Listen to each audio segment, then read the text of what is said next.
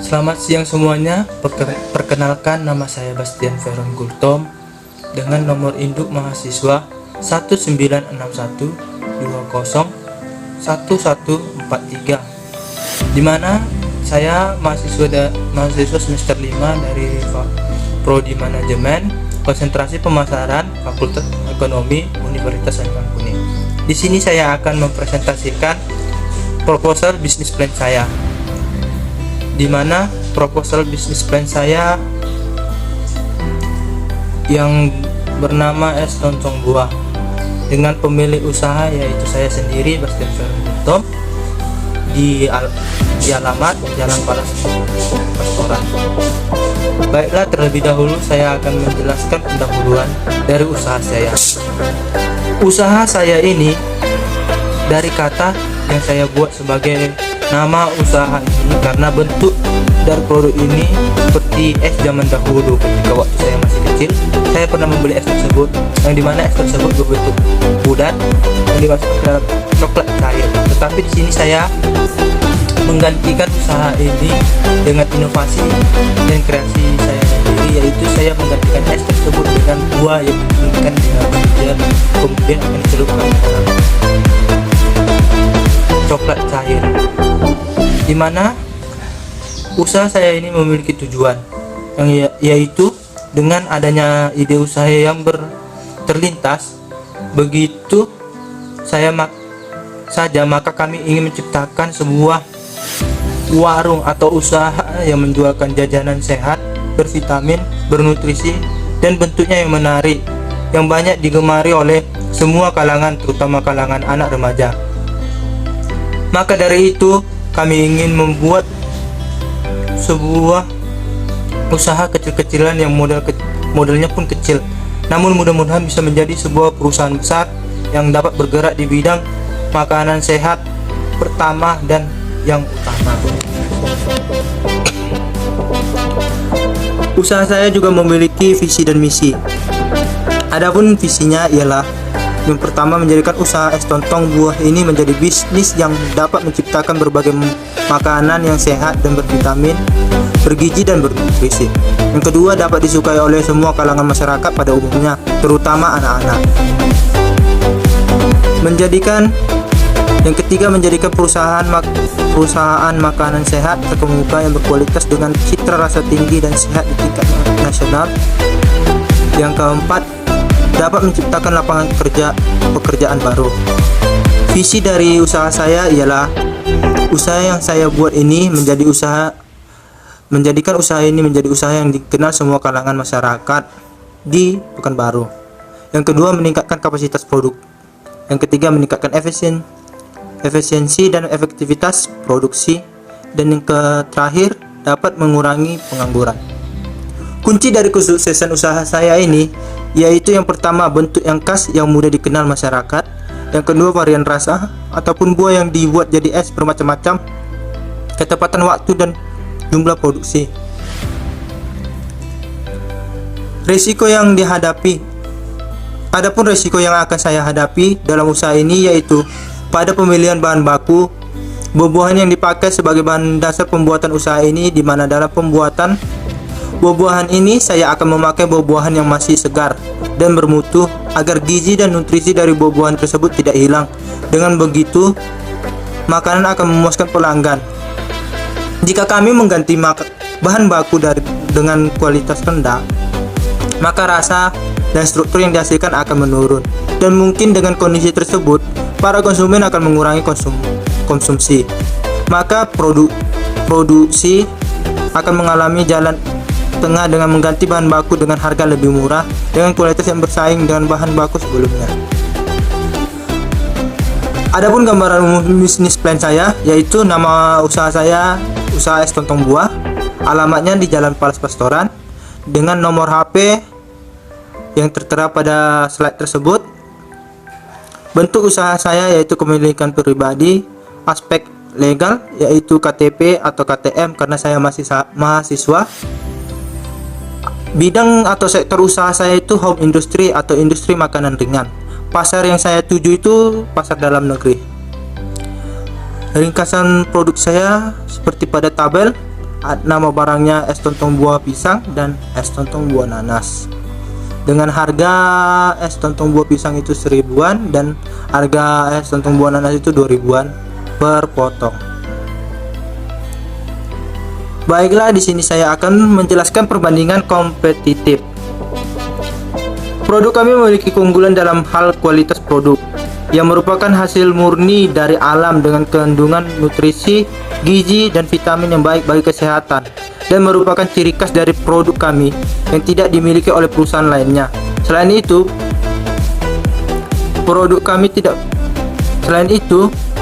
proses pengemasan yang terjamin dari segi kesehatan untuk konsumen kami. Oleh karena itu, produk kami dijamin memiliki prospek yang cerah dan memiliki keunggulan kompetitif di pasar.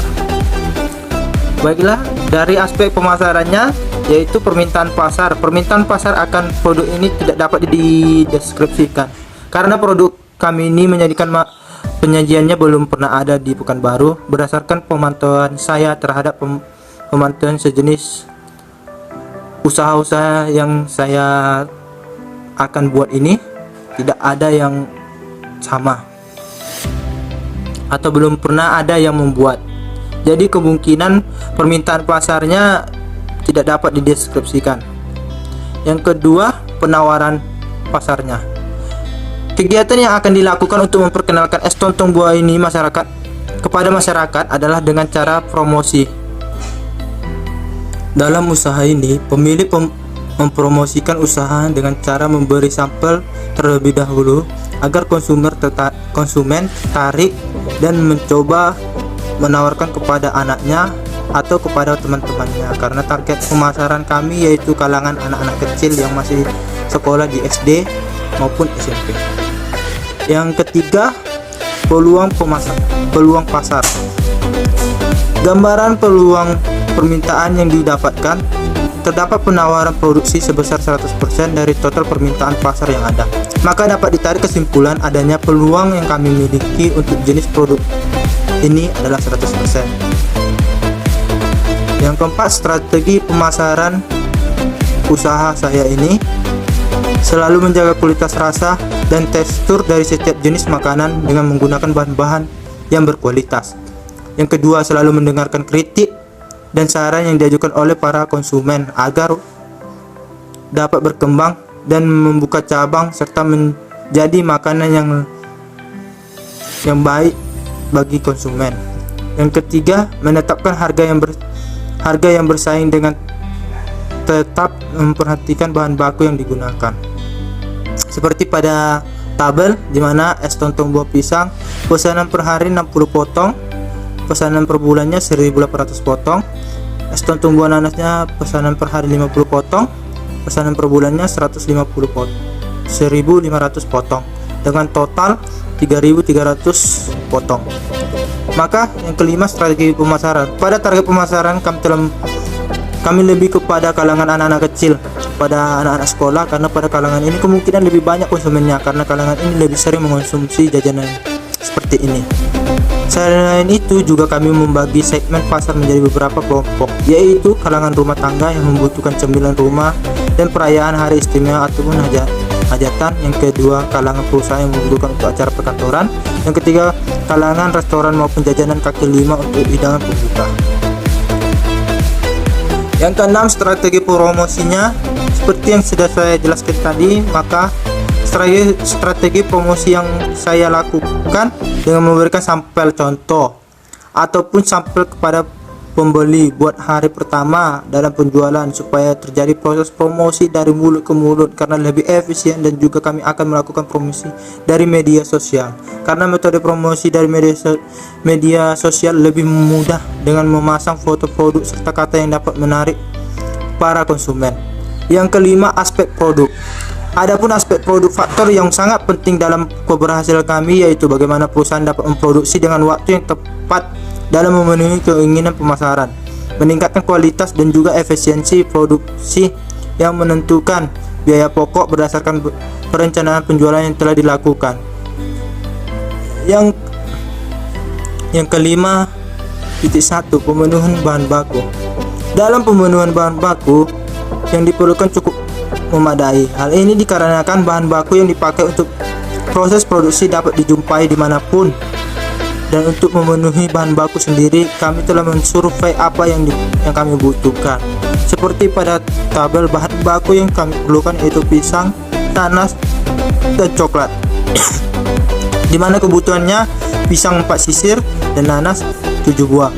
Yang dimana harga dari setiap sisir pisang 6.000 dan harga buah nanas 8.000.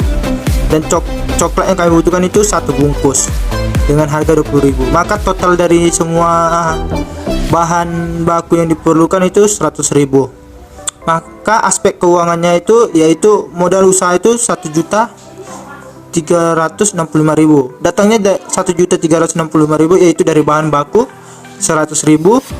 Kami membutuhkan alat yaitu lemari pendingin yang seharga 1.200.000 serta tusuk sate ataupun stick es yang seharga 15.000 serta biaya promosi 50.000 karena kami promosinya melalui media sosial. Jadi kami membutuhkan pakai data untuk melakukan promosi. Berdasarkan dari usaha itu dapat disimpulkan bahwa penjualan es tontong pisang adalah 60 buah dikali per 1.000, maka dihasilkan 60.000 per hari. Jika dalam 1 bulan, maka 1.800, permintaan 1.800 dikali 1.000 maka menjadi 1.800.000 per bulan. Sedangkan untuk es tontong buah nanas yaitu karena permintaan 50 per hari dikali 2.000 maka 100.000 per hari.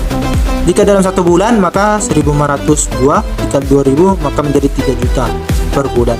Maka penjumlahan dari penjualan es tersebut adalah dalam 1 hari 160.000, sementara dalam 1 bulan itu 4.800.000. Keuntungan yang diperoleh dari penjualan ini yaitu dalam sehari 160.000 jika dikurangi dengan bahan baku yaitu seharga 100.000, maka keuntungannya cuma 60.000 per hari. Tapi jika dalam per bulan, keuntungan penjualan yang dihasilkan 4.800.000 dikurangi modal 3 juta, maka yang dihasilkan keuntungan atau laba yaitu 1.800.000. Jadi dengan hasil laba yang segitu, maka dapat disimpulkan bahwa pengembalian modal dapat ditanggulangi dengan hasil penjualan. Jadi penutup dari laporan saya ini, saya mengucapkan mohon maaf apabila ada kesalahan. Sekian dari presentasi proposal saya ini. Apabila ada kesalahan tolong dimaafkan. Sekian dan terima kasih.